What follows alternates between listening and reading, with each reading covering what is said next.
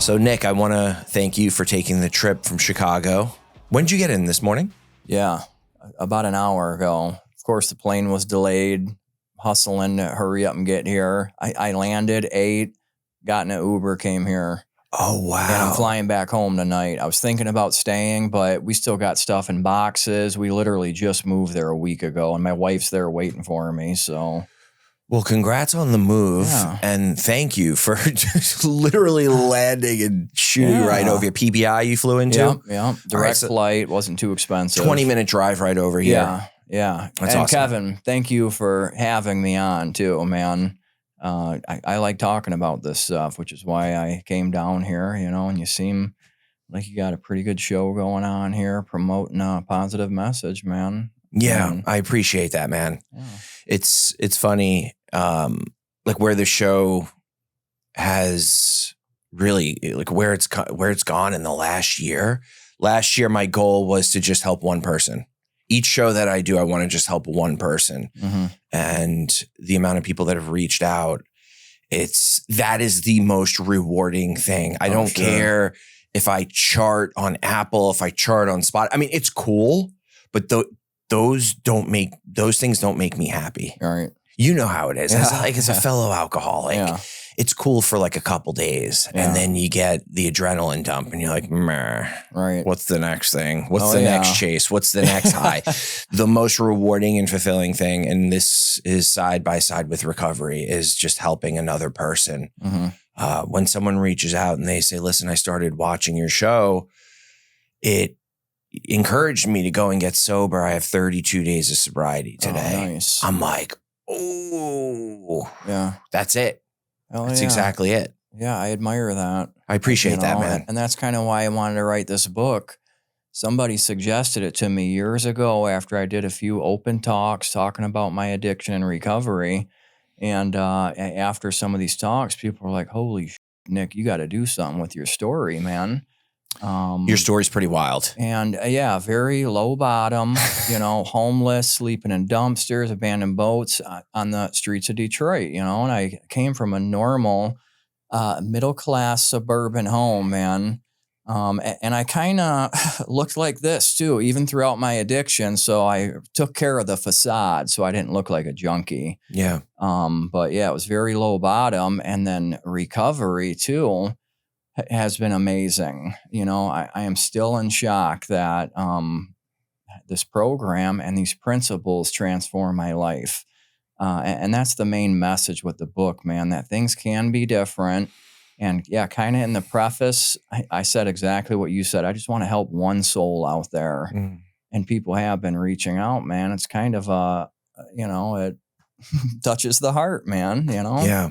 So. You can't keep what you have unless you give it away. Yeah, right? Exactly.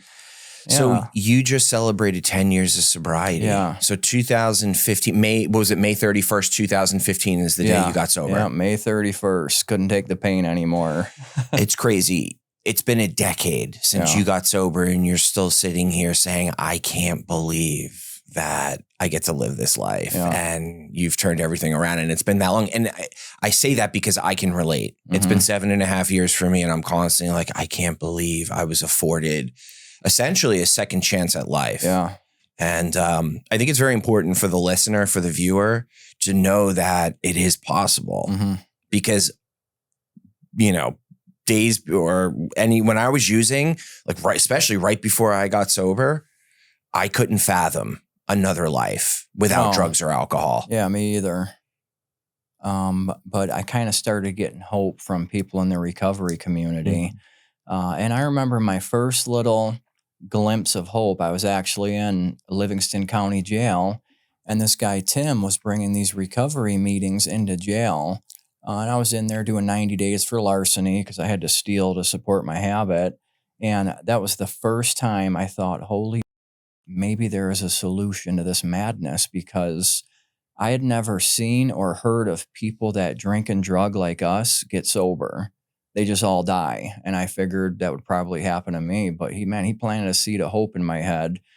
And unfortunately, in 2013, I got out of jail every other time, I got out and drank and used immediately. But a couple of years later, man, I was remembering what that guy said to me about this recovery stuff, man. And I got honest with my parents. My mom screaming at me on the phone, wanting to know what's going on. And to this day, I don't remember what she said, but what I heard was tell the truth. I'm like, Mom, I'm willing to do anything. You know, she found a treatment center in Grand Rapids, Michigan. Went out there, never looked back. Wow. You know? And you were what, 30 when you got 30. sober? Yeah. Okay. So you got 30. You got sober when you were 30. And, now you're 40. Did you get married in sobriety? I did about a year ago. Dude, congratulations. Yeah. And she's also sober too, which I didn't know that when I met her. I seen her at the gym I went to, tall, beautiful, blonde, she's into all the exercise stuff. And then we finally crossed paths and she was sober too.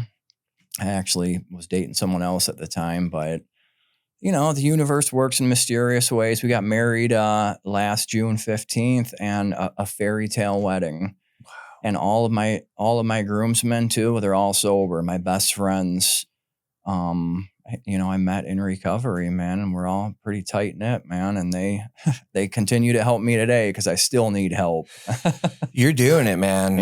It's crazy. You have built this new life where, your friends are all sober. It's wild. 90% of the phone numbers in my phone that I have stored are people from sobriety. Yeah. Everyone I associate with, mostly, for the most part, they're sober. Yeah. Whether it's, the program that I work, they just don't drink, or it's just, and I don't look for that. Right. It kind of just works out that way. Man, it's that laws of attraction, man. Yeah. You attract what you are, and that's how my phone is too. And it sure makes it easy, that most of the people I socialize with are sober, but yeah, I didn't plan on this happening. It just kind of started happening. Yeah. So why don't we take a step back? Why don't you take us through where you're from originally and what early childhood was like? Hey guys, quick update. Every Monday night, I host the Rise Above Recovery meeting. It's an open meeting for any addiction, alcohol, drugs, gambling, food, whatever you're struggling with, you're welcome here. To get the meeting link and weekly updates, just email me at kevin@riseabovepod.com and I'll add you to the list. Also, if this podcast has helped you, please like, subscribe, or leave a rating. It helps us continue to spread the message of hope. Lastly, if you'd like to go even deeper with Rise Above, check out our Patreon. Supporters get access to live interviews and can chat with guests after the interview. Thank you. Sure. I was born in Grosse Pointe, Michigan, a suburb of Detroit, and I kind of grew up in the suburbs of Detroit. Graduated high school in Westland, Michigan, and then I got out of high school and moved over to like Roseville area, and by then, I was already drinking heavily. I in high school, I didn't want to do drugs. They scared the shit out of me. But boy, that first dose of like hard drugs that I had, man, it opened the floodgates. There was some trauma as a child too, growing up with an alcoholic father. And I didn't even know I had trauma, Kevin, until I got into sobriety. We started working through some of my past. Essentially, he was unpredictable, violent alcoholic, scared the shit out of me, my mom, my brothers. And I carried that shit with me for years. Well, the first time I did drugs, it went away. I'm like, oh, this is amazing. What were you feeling with, having an alcoholic father, that unpredictable behavior when he would come home from work? I'm assuming you probably didn't know what you were going to get, whether he had a good day or a bad day, or whether he was drunk or not drunk. Did it create that fear at a very young age? Oh, yeah. I never felt safe. And it's unfortunate that I had that childhood. But we were on eggshells all the time, and numerous times I'm just a little 7-year-old kid walking into the kitchen, and there's my dad, smacks me in the face, down on the ground, starts screaming, yelling. and he was just unpredictable. He was violent. And, I know today that hurt people. And he was just hurting. He had what I have, but he never found the solution that we've fortunately found. Did your parents stay together? No, they did divorce when I was 7 years old. And this is more of the trauma that I was talking about. My mom left me with this madman. And I thought, holy shit, who was going to save me, protect me? It was tough, and I was even more scared. But he did quit drinking when she left, but his behavior never changed. So it was that untreated alcoholism. Yeah, exactly. And he lived that way for about 14 years and then picked back up when I was about 21 and was dead 4 months later from crashing a snowmobile into a tree. Yeah. Holy shit. And then my Uncle Neil, who was there with him, had a massive heart attack and died 5 minutes later. Yeah. He had a heart attack because his brother died. Yeah. Well, they were giving my dad CPR, trying to save him, got it in the back of an ambulance in Oscoda, Michigan. The ambulance took off with my dad, and then my Uncle Neil keeled over and had a heart attack. Died. Shit. And I was about 21, and I'm drinking and drugging pretty good. I don't know if I ever really processed that until I got into sobriety. Yeah. So let's go to high school. Were you playing sports in high school? A little bit, but not really organized sports. I kind of started working right when I turned 16. I wanted to get a car and do drugs. What kind of drugs were you doing in high school? Well, ecstasy was big. This is probably around 2001, 2002. Mm-hmm. It was the party drug, and then cocaine. The ecstasy led to cocaine. And it was kind of controllable at the time on the weekends and stuff. But there was this one time, I was probably in 11th or 12th grade in high school. I remember I heard the inner alarm. Nick, you might have a problem here. We were in Flint, Michigan at some shithole frat party. And I think I took ecstasy, took Vicodins, mushrooms, acid. I think I ingested about 6 or 7 drugs in one night, and I kind of got freaked out, like, holy shit, man, I might have a problem here, and then I just kind of drank more and it went away. It's funny you say that because early on I had that little voice in my head as well, and it would say, you have a problem. You may have a problem. Mm-hmm. I think you have a problem. And I was like acknowledging it, but bypassing it. Yeah. And then that voice, it got a little more quiet as I got older. But as I was getting older, I was doing more drugs. Yeah. And I was doing harder drugs and partying more. And then that voice, I got to a place where I was able just to silence that voice. Yeah. And I feel like that was God almost at a very young age. Oh, me too. That kind of moral compass. Mm-hmm. And I remember hearing it years ago too. And eventually it just totally dissolved. And thank God it came back in sobriety. Now it's very loud in there, the moral compass. Because we're not, completely silencing that connection with God once we remove the substance out of our life. Yeah. So you go on, you graduate high school. Yeah. What do you do after high school? I got a good union job in the skilled trades. And I remember I thought I arrived when I was about maybe 21 years old, made 99 grand. And had a bad drug habit, bad alcohol habit, but I was making so much money. Kevin, is what it did was it inflated my pride and ego to the point to where nobody could tell me anything. And I just wanted to do what Nick wanted me to do. And unfortunately, that was partying, drugs. And I hung around a lot of other people like me, hellraisers. A lot of them were a lot older than me, and maybe they know how to moderate, but I did not know how to. Were you hanging out with older guys because of your brothers, or were your brothers younger than you? They were all younger than me. Okay. Well, a lot of the guys in the trades were just older. It was a range from anywhere from 18 up to like 55 years old. Got it. Got it. And I liked hanging out with the hellraisers, the risk takers. Ironically, I sought out guys who behave like my dad. Yeah. Strange as that sounds, you know. So you have this job, and $99,000 at 21 years old, 22 years old is, I mean, that's really good money. Yeah. I remember a few of my friends who went on into the union, and I remember they would make $100,000 right away. You know, they went to apprenticeship school, and then after that they made 6 figures. And I'm like, holy shit, this is insane. I want to do that for, I mean, not knocking $100,000. $100,000 is a lot of money, but also to the potential down the road is much greater. Sure. But at that time, I get it. So you have this ego. You have this raging addiction. Mm-hmm. Now, at this point, it's uppers and drinking. I think I did cocaine probably for damn near 3 straight years. And then and then drinking every night, of course. But then midway through that 3 years of constant cocaine, I started noticing Vicodins was a good buzz with the cocaine. Kind of leveled me out here on this roller coaster, because the cocaine would get me so damn high. I'd be tweaking at work, and then a couple of Vicodins bring me back down.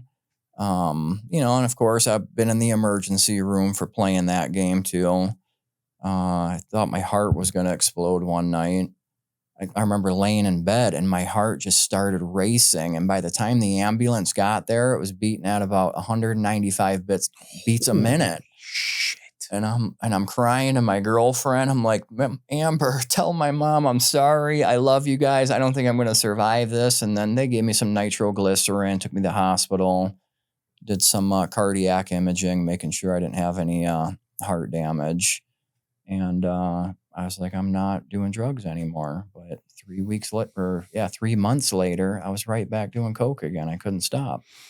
So is that controlled? Yeah. So it scared you only for so long. Yeah. So you stopped for 3 months. Yeah. And I was still drinking. I could never stop drinking. Yep. That was a constant the whole time. But kind of in my head, I knew I shouldn't be doing drugs like this. Yeah. You know. But it's interesting. Your average person, they go through something like that. They go to the emergency room, potential heart attack. That scares them straight for the rest of their life. Yeah, you would think. Addicts, alcoholics, people from, cut from our fabric. It only scares us for so long, right? Yeah. It couldn't have been that bad. Couldn't have been that bad. It's amazing, ain't it? Wasn't a full-on heart attack. I think I'm going to be fine. Yeah. And then you go back to doing what you're doing. When you went back, did you dive right in again with coke, opiates? What was that like? Yeah, pretty much. Right back into almost every day coke, and then the Vicodins with it, and then drinking every night. And that was right about the time I got my first DUI. We were out in outage up north, and I didn't even get on the job yet. Get arrested, thrown in jail, and I thought I was going to lose my career. And long story short, slap on the wrist. I got bailed out of jail in Escanaba, Michigan, and we were drinking that night. Yes, I'm not stopping drinking. That was about 21. And then fast forward a year, I got my second DUI. How, can you walk us through that day? This one was fun. Yeah. And it was about 11 o'clock at night. We're living on about at 10 Mile and 8 Miles, the Detroit border. So you go south of 8 Mile and you can do anything you want in that town in Detroit. So we ran out of coke, and I'll never forget my brother Scott. He's standing at the door. He's like, Nick, you are in rough shape. Please do not leave, man. I'm like, Scott, you get out of the way or I'm throwing you out of the way, and I grab my friend Missy and go down, get the coke, and then, we're coming back to the apartment.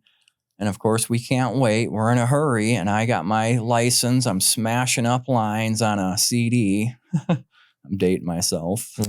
And then I get pulled over. And next thing I know, I got a cop at my window, and I got my cocaine-filled license sitting at my feet.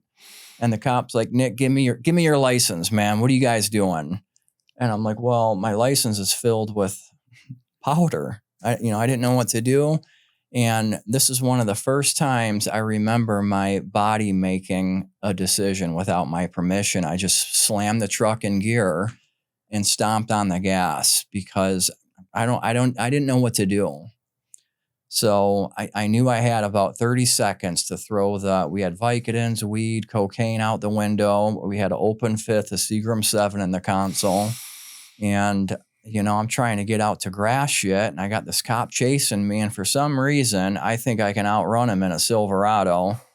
And I can see up there's like 8 or 10 cop cars, and they got the road blocked off. And in my mind, I was thinking I was just going to ram my truck right through the roadblock and then get out on grass shit and go south of 8 Mile. But as I got closer to this roadblock they had set up, there was probably about 20 to 25 cops with long guns all like pointed at me.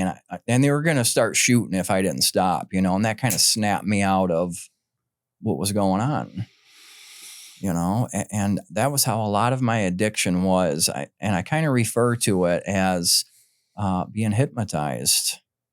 Whatever happened in my head, I believed it.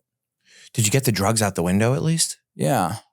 Did they ever find them? Well, they still found some Vicodin. I had the open fifth still in there. And then I had to go to the hospital for them to draw blood. And when I had to get naked, I took my sock off, and there was like another 8 ball of Coke that fell right on the floor next to the cop's boot. But he never even seen it. He didn't even see it in the hospital they took you? No, yeah.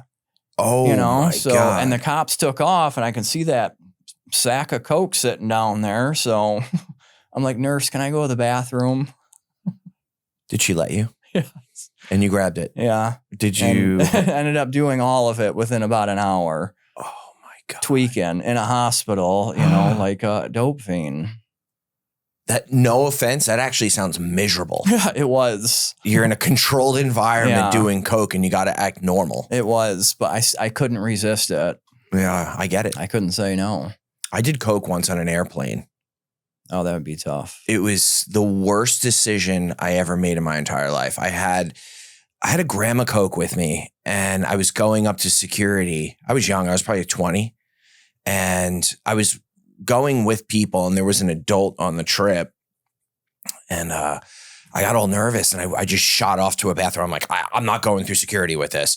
And I just sniffed the whole thing. I sniffed a gram of Coke. Nice. And then I'm sitting there waiting for the plane with, there's an adult there, a couple friends. So I have to act somewhat normal. Mm-hmm. And then I get on the plane. I'm sitting right next to that adult. And I'm just like, this is fucking miserable. Yeah. We're not very forward thinking. No. Addicts. So it was your second DUI. And you ran from the cops the second time. Yeah. What happens from a legal perspective? Oh, this is when the trouble started piling up. One thing I didn't mention is about 2 weeks before that, me and my girlfriend broke up. She was out there trying to take what I thought was my car. I bought it for her, and I had a freak out. And as she was trying to drive away with this car I bought her, my truck was sitting there with my rigging belt in it. And the first thing I did was grab a 4-pound hammer out of my rigging belt, and I just started beating the shit out of the car as she's driving away, smashing windows, the windshield, the corner panels. So she drives to the police station, tells them what happened. The cops came and arrested me, for felonious assault with intent to do great bodily harm, less than murder. I go to jail. My parents post the bond to get me out. And then, 2 weeks later is when that high-speed chase happened. Same police department. They're like, oh, hey, it's you again, champ. Oh, no. You're not going to learn, are you? So this is your third arrest. The chase. Yeah. Because for DUI 1, car smashing of girlfriend. Yeah. And then DUI. Yeah. And then I had like 3 MIPs in high school too. So probably the 5th arrest. Okay. 22 years old. And this is right around Christmas time. I'm in Macomb County Jail thinking there's no way my parents are getting me out again. I was already out on bond, the cop seized the truck. I had to sign it over to him. And I'm sitting in jail, and it's like December 24th. And they're like, Nick, you made bail. You're being released. And as I'm going through booking, they put an alcohol tether on me because the judge was like, God, we got to keep this guy from drinking, which still didn't keep me from drinking. And I could see my mom out there through the bubble, and she's out there crying. And for a minute, I was like, what the hell do I say to her? I didn't even know what was going on with me, you know? And I was released, and her and I sat there and hugged in the lobby of Macomb County Jail for about 5 minutes crying. And I think we both knew that something else had possession of my life at that time. And that was when I was like, 22 years old. I hadn't even done heroin yet. So this kind of behavior went on for 8 more years, and it got dark, ugly, weird. I mean, especially the heroin. At what age did you try heroin? I think it wasn't long after that, maybe 23 years old. Okay. And was it a progression from the Vicodins just definitely aren't doing it anymore? Did you go to Percocet? Well, and then eventually to, I'm assuming oxys. Yeah, oxys, all the opiates. How did that play out? Yeah, I loved drugs, and I'd lost my apartment. I was on thin ice with my work, lost my license, truck, a whole bunch of things happened at once. And I just happened to be around a guy that had heroin. I'm like, hell yeah, I'll try that out. Just like that. Yeah, I thought I had nothing to lose at that point, and boy, was I wrong, man, because that stuff will start making you lose your sanity. And the first time I did it, I think I did it every day for 2 years. I snorted it the first time, and then 2 days later, I was injecting it. You sniffed it for 2 days. Yeah. You tried heroin, sniffed it for 2 days, and then day 3, you were already shooting. Yeah. How did you end up shooting instead of just continuing sniffing it? Well, the guys I was using with, they were telling me it was a waste to snort it, and they were all shooting it. And of course, this is one of those bright lines in the sand I said I would never cross, and I just barricaded right through it. Oh yeah, I'll do the needle. And man, the needle is a whole nother addiction too, because after that, I wanted to inject everything. And I started injecting cocaine, crack, meth. Yeah. And that really speeds the destruction up, man. When you start IVing, especially opiates, because you get so sick without them. Yeah. What was it like the first time you injected? Oh, man. It was heaven, to be honest. And I remember a kid years prior to that saying, Nick, when you're on heroin, your house could be burning down and you won't care. And that was my experience. I just didn't care about anything. Not long after doing my first injection of heroin, I ended up homeless in Detroit. And I couldn't face my family. I couldn't face my friends, my brothers. I didn't want to be around them because I was so ashamed and embarrassed that I couldn't look him in the eye. So I was just kind of streets of Detroit, sleeping in crack houses and alleys, under bridges. It was pretty ugly.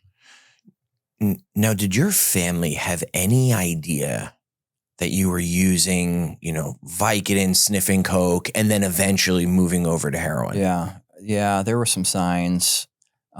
They did know. I remember one year I had them do my taxes, and that's when the alarms went off in their head. They're like, holy shit, you're making this much money and you have nothing to show for, Nick? What's going on? But I don't know if they knew about the heroin. At least at first they didn't, but eventually the signs were there. I remember one time I was staying at a buddy's house, and my mom knew I was staying there, and she busted through the front door before she even said anything to me. She's like, hold your arms out, and I'm fighting with her. I'm like, leave me alone. Yeah. She knew, pinned out pupils. I think she was doing her research. Yeah. Yeah, she cared. Yeah. She was the one who bailed you out on Christmas. Yeah. And it's crazy because parents, they love their kids so much. And I'm not saying your mom did, but there are a lot of parents out there that they love their kids so much that they almost become enablers for the addicts or alcoholics. Definitely. And drawing that line and having tough love and saying, you know what? Enough is enough. Don't come around anymore. We're not here to support you anymore. Yeah. For me, with my family, it was until then. They said, enough is enough. Like, you can't come around anymore. That's when I was like, oh, shit. They have to do that. Yeah. And some moms can't. What would they call it? Oh, loving their kids to death. Mm-hmm. You know, you'll just love them right into the grave. But yeah, they have to suffer some consequences, you know. And kind of with my brother Scott, he was strung out on heroin too. Right around the time I was. And he was unhealthy. He was a frail diabetic. He had depression. He was bipolar, all kinds of anxiety issues. And we just kind of tolerated his heroin use because, God, it was the only time he was kind of happy, you know. And I don't know what the right or wrong decision is there. We knew he wasn't going to live long, so we made the best out of it. And then, when he was 21, I found his dead body in our bathroom. I think I was 23. Yeah, he was 2 years younger than me. And we all knew it was coming. We just didn't know when, because he had a few diabetic comas where he had organ damage. They were getting ready to start hacking feet and hands off. He was legally blind. So we didn't know what to do. Was he suffering from like when he had the diabetic coma? Was that because he was using drugs, or was his diabetes just so bad that happened and then he was like, F it, I'm just going to start using drugs? Yes. Okay, the latter. Yes. That's a shame, he man. He knew he was never going to have a normal, get married and, kind of do what we're doing here. And it took its toll on him, and he's like, hey, the only time I'm happy is when I'm doing drugs. So he ain't suffering anymore. But when that happened, it did kind of bring our family closer together. Even with all my madness, my mom was still there for me when I was ready to go to treatment. Yeah. So can you take us through, you start shooting heroin at about 23, the progression and how bad it really got up until 30, until you ultimately got sober? Yeah. I was about 22, 23, and I started using. I progressed quickly, and I already probably had a 5-year-long addiction with like cocaine, other opiates, liquor, and then heroin just took over all of those things. And I was homeless. I couldn't hold a job down anymore. And after about a year of being on the streets of Detroit, I was in and out of jails all the time. Wayne County, Macomb County, Oakland County. I remember after one of these jail stints in Wayne County, I got a little freaked out because there's a lot of heavy drug use in that county jail. And, guys in wheelchairs and paralyzed, and pretty much all of it was directly related to drugs and alcohol. So it kind of scared me. I called my mom, like, Mom, I'm ready to go to treatment. This was when you were 30? This is when I was about 23, my first attempt at treatment. Okay. And she's like, all right. She picked me up, got me into a Salvation Army in the Detroit area.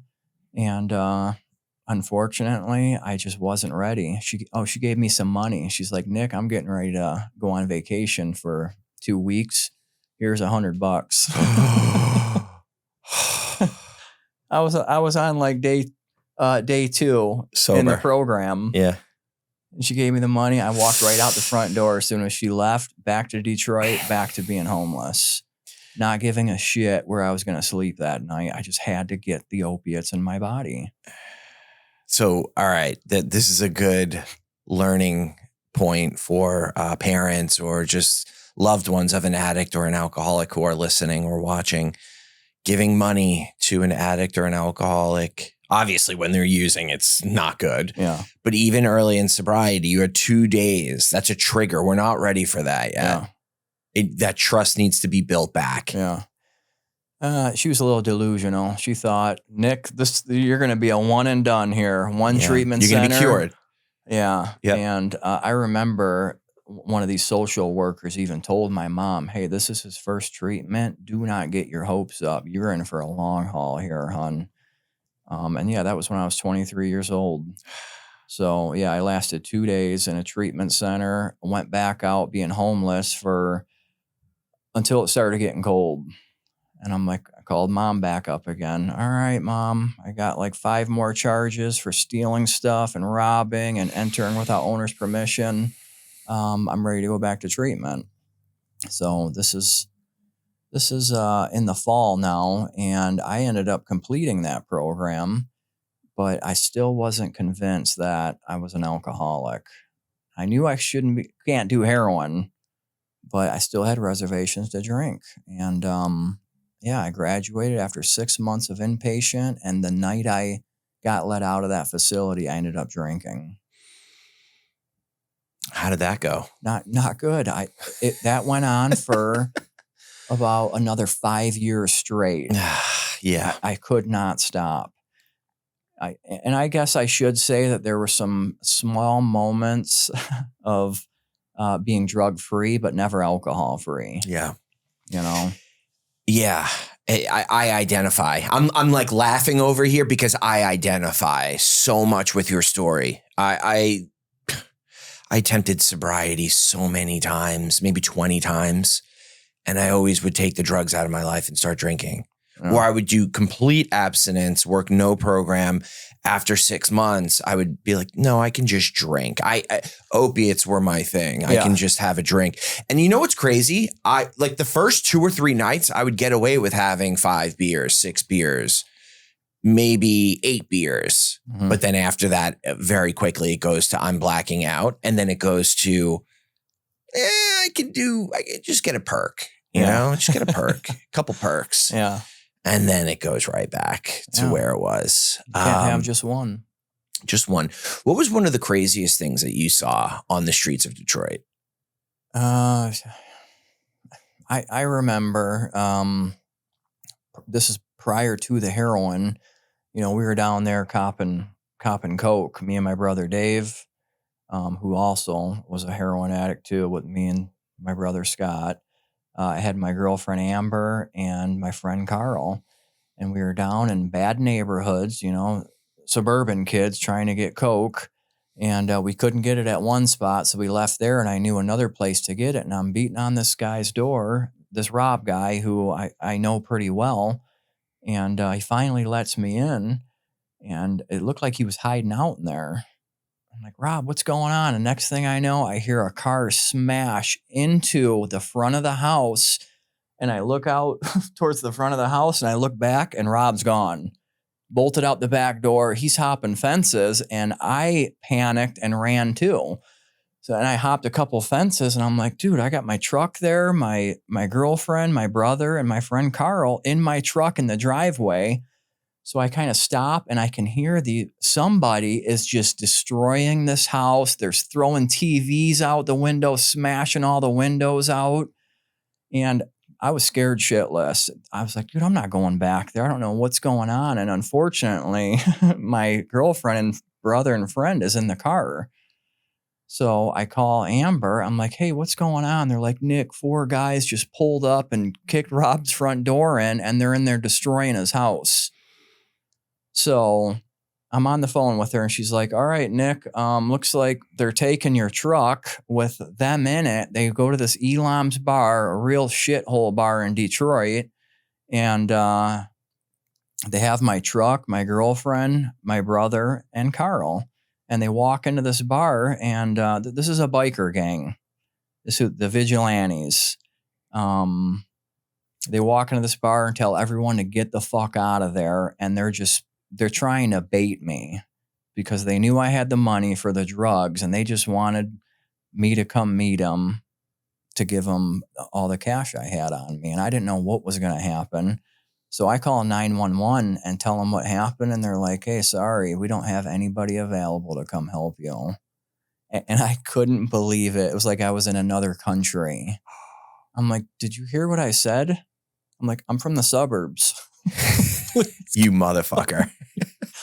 So they sat at this bar, man, and these guys had guns and knives and, you know, were groping Amber. She's a young, attractive woman, and I didn't know what was going to happen. I was just like sitting there begging God in some strange neighborhood in Detroit.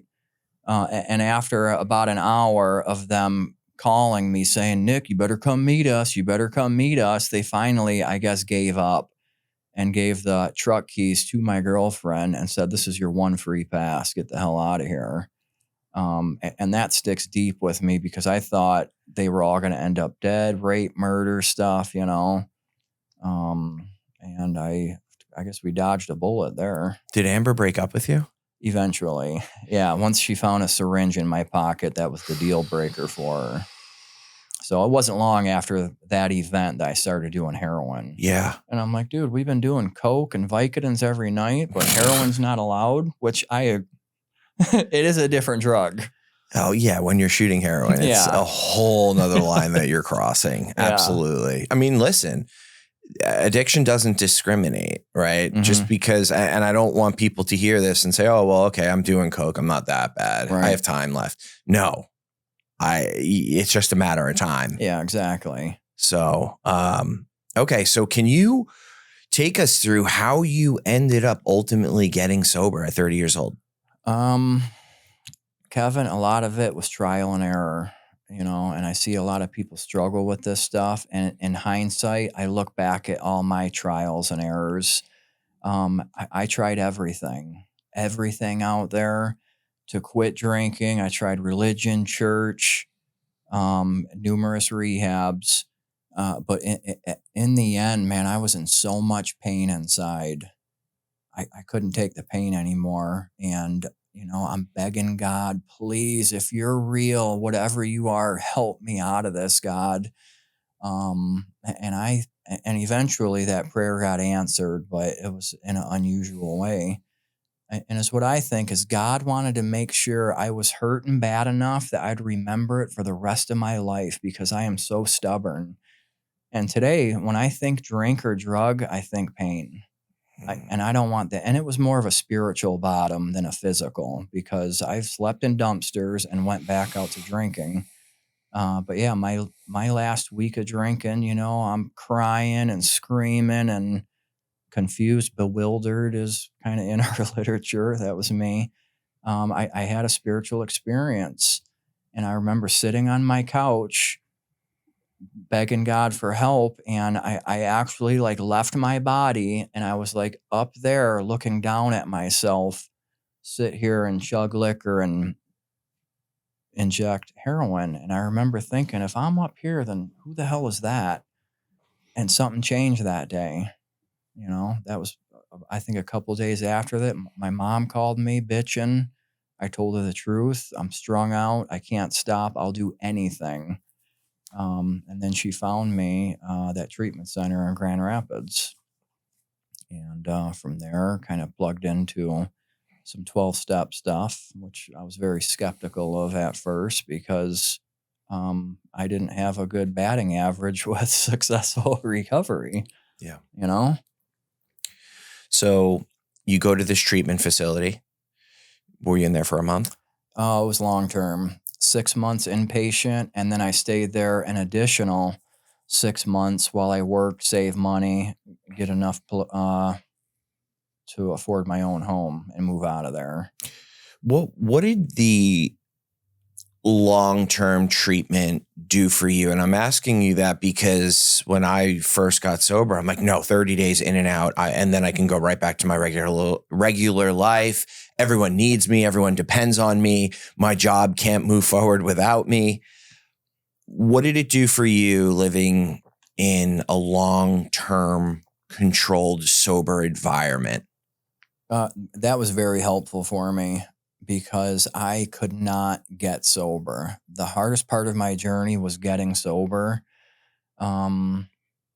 But it did remove me like from the problem and being around drugs and alcohol. And unfortunately, there were still drugs in this treatment facility. When I was 3 weeks sober, I still wasn't feeling well from opiate withdrawal. A guy who thought him and I were friends handed me 3 Vicodin. And I remember I got these Vicodin in my hand. No one's looking. No one's watching. And I'm like, what do I do here? Of course, I wanted to eat them. But I knew, I'm like, Nick, if you can't stay sober in here, you'll never get sober. And I was like shaking, holding these things because my brain is screaming at me, Nick, just swallow them. You're going to feel great for a few hours. But something inside, man, I think that moral compass started coming back. The God compass. Yeah. You know? And those 3 Vicodin, if you're a hard opiate user and you stop for 3 weeks, you go through the withdrawals, you're going to feel those 3 Vikes. Oh, yeah. I don't care what anyone says. It's the bottom of the totem pole in terms of opiates, but you'll feel them. Yeah.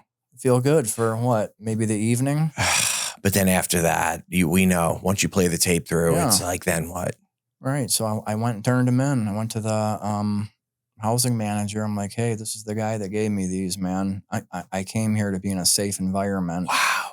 You know, and that was God doing for me what I can't do for myself. I'm not that strong. You know, and I guess every time after that I was offered any kind of drugs or alcohol, it got a little bit easier and a little bit easier. But that first time, it was the hardest by far.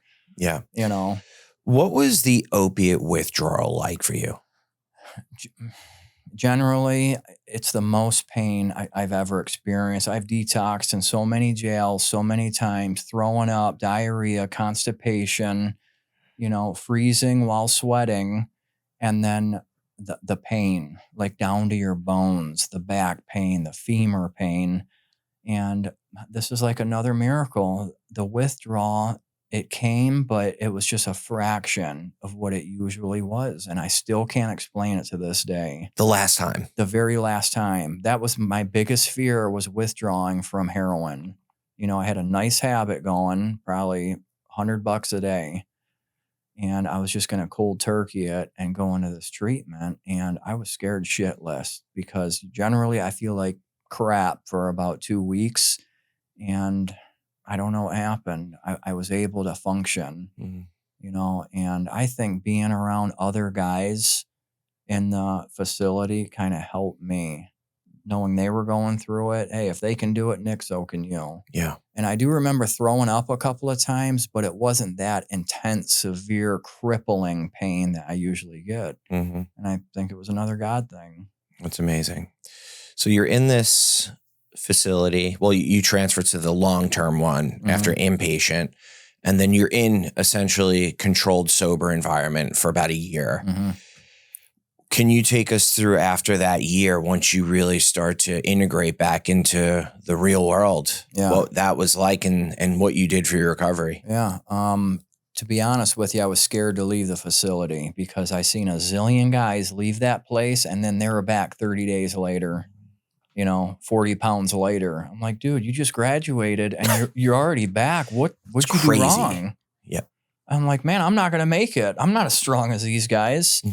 But when I moved out, I was kind of uncomfortable, but I knew I had to plug into more recovery. So I kind of was aware of these 12-step groups. They got an Alano Club in Kent County that I knew had meetings there and support systems, and I kind of started going there and met other people like me.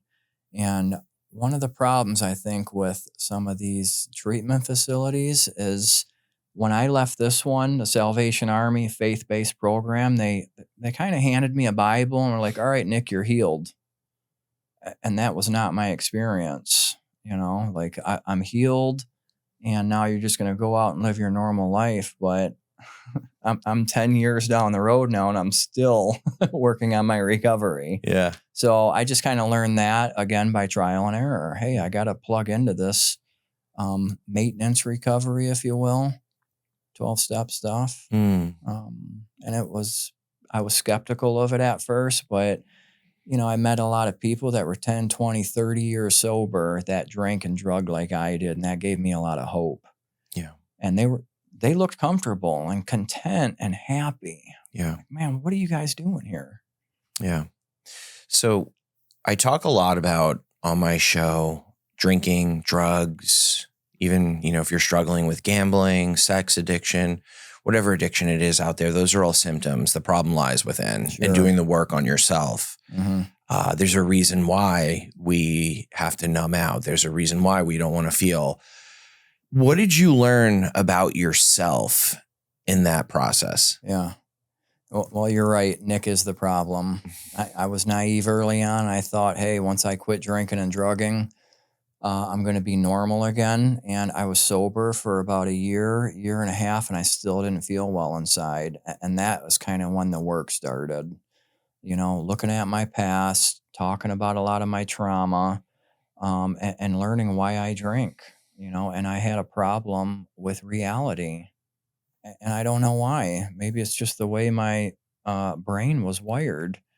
And it took a lot of rewiring. And there's a phrase I like, that we live our way into right thinking. And that took some years. And I even wrote a chapter about neuroplasticity. The things they've learned about the brain the last 20 years is amazing. But yeah, neuroplasticity is the brain's ability to change itself functionally and structurally. And today I can honestly say that my thinker is very different, but my first 2 years of sobriety, I had to ignore almost everything in there. And then I started to notice like some inner shifts in there with my attitudes, my perceptions, and I started feeling some contentment. And I'm like, whoa. And I'm sober. Yeah. Yeah. But we have to live our way into right thinking, treating others how I want to be treated. In the morning, I pray and meditate. In the evening, I thank the Creator for a day of sobriety, my health, my wife. I have a good life today. And even when things aren't going Nick's way, I still do these things. And if I'm honest, Kevin, I don't know what God is. I don't think I'll ever understand how the Creator works, but I still pray in the morning. Yeah. I try to keep it simple. Yeah. What are some other things you do for your sobriety today? Exercise is a big one. Almost immediately, I got back into the gym, and I think that helps a lot with mental health, stress, anti-anxiety, depression. I'm 40 years old, and I feel amazing. I feel way better than I did in my 20s. Yeah. And even working at the hospital, I tell a lot of my patients, hey guys, you need to start moving. It does wonders for the psychology. So, yeah. And then the spiritual principles is a big thing, being honest, treating others how I want to be treated. Patience is tough for me because I have a busy life today. Of course. And then I like reading. I try to read something positive every morning before I leave the house. Like Scott Peck has a great book about spirituality and love, and it's stuff we can relate with. Yeah. And I'm kind of reading his book right now. But yeah, I try to put positive stuff in there. And of course, there's all the, I still listen to some gangster rap and of course. Shit like that. You got to integrate that. That keeps me sober. Yeah. Uh-huh. But yeah, man, I do feel I have conscious contact with something outside of Nick, and I used to always think in order to have a connection with God, I had to be in the front row of church with my hand in the air. And that hasn't been my experience, man. I still screw up, say dumb stuff. But admitting when I'm wrong too is another big thing I do today that I didn't do prior to coming into recovery. Humility. That's a tough principle to practice. Yeah. I'm getting better at it. Yeah. I don't do it perfect. And it's tougher with my wife because I always think I'm right with her. So, babe, you could be right. Is what I was told to tell her when we're arguing. Yeah, of course. But I feel like that starts with accountability, right? Sure. Like that's the first action that's taken. And then stemming from it is the humility. Mm-hmm. You're owning your part in something. Mm-hmm. And it's crazy what that will do for you, the benefits. Oh, yeah. People don't understand that. And I didn't understand it for a long time. You talked about it took years for you to change your thinking. It took years for me to take accountability in sobriety. Yeah. Like remove the drugs and alcohol. It still took me years to take accountability because I was still stubborn, still had an ego. I mean, and I do still have an ego sometimes today. Mm-hmm. And I'm very prideful sometimes today. Yeah, me too. We're not perfect. Yeah. And I think it's also very important for people to understand that when you get into sobriety, you're not an angel. Mm-hmm. I mean, we try to live a better life because we know enough bad behavior. I mean, I have had a relapse. You know, I have attempted sobriety so many times, and it starts with those little behaviors, the bad ones. Yeah. The old way that we used to think. If you're taking measures, little steps to improve your life over time, you know, you're just changing the dial a couple degrees. Yeah. And then it may not make a difference right now, but over time, the long-term trajectory, Absolutely. it's a huge change. Yeah.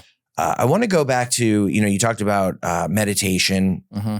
In the morning. I have found that I do this ritual in the morning. Like I'll meditate, I'll pray, I'll do inventory. My thinking as an alcoholic addict, my thinking in the morning is the worst when I first wake up. Yeah. And do you wake up atheist every morning? Like yeah, me? of course. Yeah. Exactly.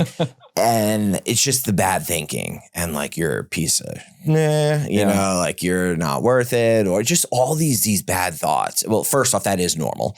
But I have found that when I set these little things that I do in the morning, these little goals, just like a prayer, meditation, inventory, I've accomplished these small goals already for the day. Yeah. They go to the gym. Yeah. We talked about the physical part. Yeah. And it makes all the difference in the world. Yeah. Do you do those things in the morning? Absolutely. And for the same reason too, because I'm starting the day off with at least 4 or 5 wins already. You know, the prayer, the meditation, reading something positive, and then the gym, you know? So, all right, we've already got the ball rolling in the right direction, hopefully. But yeah, that does make a big difference. And I like what you were talking about, the little dial there, because when I was doing this years ago, I didn't know why I was doing it. Excuse me.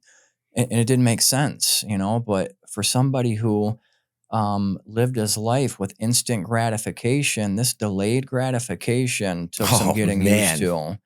And today I see why I was told to do that stuff back then. It makes perfect sense in hindsight, but so many people come into this thing early on. I'm like, man, you just got to trust this process, guy. I was just like you, asking the same dumb questions. The instant gratification, that took me a while. Yeah. And I still don't like waiting. Yep. You know, I heard a good joke. If you ask God for patience, he'll tell you to wait. I don't ask for patience.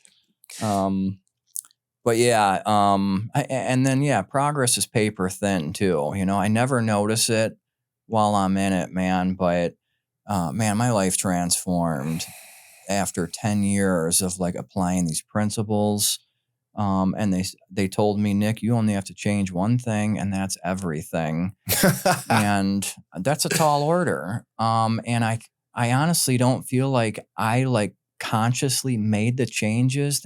I almost experienced things changing, like going back to school. Someone's like, Nick, if you like all this neurology, psychology stuff so bad, why don't you go back to school for it?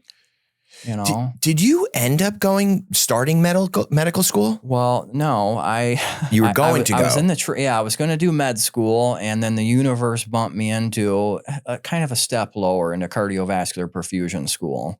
But I had never been to college before, and I thought, no way am I going back to school, because when I got out of high school, I had a 1.8 GPA, and I hated school. Couldn't wait for it to be over. And then, you know, the universe works through people. Nick, why don't you get back to school? Actually, it was the lady that helped me edit this book. She's like, Nick, you have got to get into school. You're a very intelligent person. And I almost laughed her out of the room. But, you know, my mind was fertile for seeds to be planted. And 3 months later, I started my first day of college at 33 years old. I was about 3 years sober, scared shitless walking in there.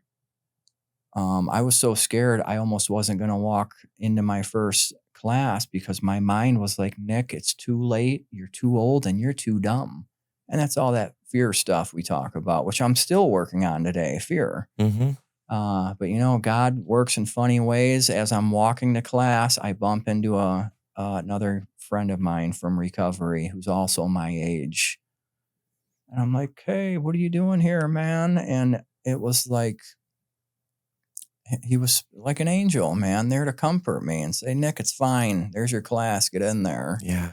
And that's kind of been my experience throughout recovery. Whenever I get scared, uncertain, or doubtful, God has people waiting for me to, pat me along here. Yeah.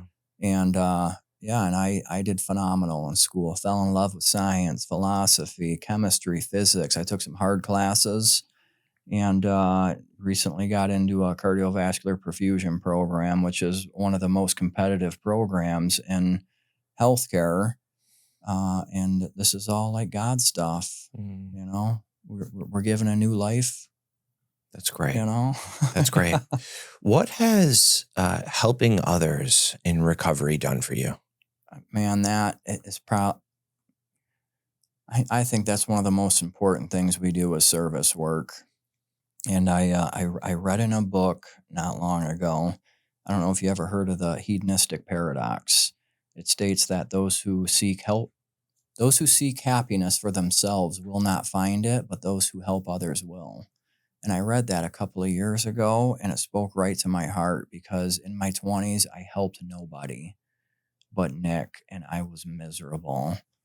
And you would think somebody if Kevin is only taking care of Kevin should be the happiest guy on the planet, and we're not. And then I got into sobriety, and they talked about this spiritual principle of service. And that's another one of those things where I don't instantly feel better, but you build on it. And I think we were created to help each other and to need each other. And I think God wants me helping addicts and alcoholics, man. I got a lot of experience with being an addict, and I'm getting a little experience here with being sober, That's great, man. So we know that you're married. We know that you went back to school. You have this new job. You recently moved to Chicago for the new job. What else what's life like today? Oh, I got my license back too. Oh, dude. And that, Kevin, was a pain in the ass, man. How long did it take? It took 6 years, but I should preface it with, in 2013, when I was still out, I lied my way through the Secretary of State and got a blow and go in my car. And 3 weeks of having this blow and go, I was liquored up and wanted drugs. And I went in there and cut it out of the car myself. And then my bright idea, I'm like, hey, I'm going to call the police and tell them it was stolen out of here. And the cops show up like, Nick, I'm pretty sure you did this. Oh my God. And that's what he wrote in his report. And then the cops like, will you take a lie detector test? I'm like, yeah, of course, I'll take a lie detector test. But thank God I ended up in jail 3 days later on an unrelated charge for 90 days. So I never took the lie detector test, but the cops sent the report to the Secretary of State saying it looked staged. I'm pretty sure Nick did this. So in 2016, when I started fighting for my rights back, they had this report. And I was working a program. I had my mentors and people in the room with me vouching for me. And then year after year after year, I was getting denied. And I heard these very inspiring stories of people like us going in to get their license back and practicing honesty and getting their license back. And that was not my experience. I was very honest with them. And they were like, oh, really? Nick, you may never get your license back. Yeah. So it took 6 years, but I knew it would eventually happen, just not on Nick's time. Yep. What was one of the craziest things you saw while in jail? Man, I would say probably one of the roughest jails I was in was Wayne County, which is where Detroit is. Every day they're in there fighting. And I guess the thing that scared me the most is what drug addicts, a lifelong drug addiction will do to you. There's lots of homeless people in there. There were so many people detoxing from heroin, alcohol, screaming, moaning, guys hallucinating in jail.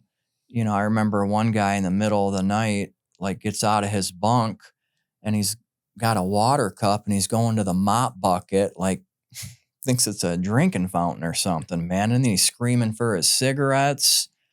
I was a little alarmed. I didn't really feel safe in there either, especially being in Wayne County. There's not a lot of people that look like us, but I kind of kept my mouth shut. And it was just a little reflection of what's to come, Nick, if you want to keep pursuing this life. Yeah. You know, yeah, guys in wheelchairs, handicapped, spinal injuries. All from drugs. Yeah. Every time I've been to jail, what I noticed was it was all drug and alcohol related, you know, and I'm pretty sure, man, that addiction is the most prevalent mental illness in our country. And I don't think the medical establishment knows how to treat it, you know, because they can't measure or see this spiritual stuff. So I don't know if it's beyond the realm of science, but I've seen it work in my life. Yeah. And that's why we're here. To share that experience so that someone else can have. I think it's a lack of education. I get what you're saying from the disease standpoint and the mental illness standpoint, but I also think there's just a lot of lack of education. Sure. People just don't know. There are a lot of people who want to get clean or sober, or they have that, we talk about that little window maybe at 2 a.m. in the morning, they've done too many drugs and they know they have a problem. They know they need help and they start searching out and they have a little bit of willingness to get that help, but they don't know how to get that help. Yeah. So, well, I had to try everything and realize that, hey, Nick doesn't possess the answer here. Yeah. You know, and in the end, I knew there was nothing I could do about it. That's kind of when I reached my hand out. Somebody help me, you know, to guys like you that have got some experience. I'm like, Nick, this is what I did. Yeah. If you want what we have, then do what we do. Yeah. Well, Nick, I want to thank you for coming on. Appreciate you coming for down having me. From Chicago. Thank you for having me. Yeah, and if anybody's interested. Oh, yes. Give your book a shout out. If anybody's interested, it's on Amazon. This is kind of a philosophical journey about my addiction and sobriety. It's called Inner Space, Don't Believe Everything You Think by Nicholas Paxson. Check it out, man, especially if you're struggling with alcohol addiction, man. You'll probably be able to relate. Kevin, thank you for having me, man. Thank you again for coming on.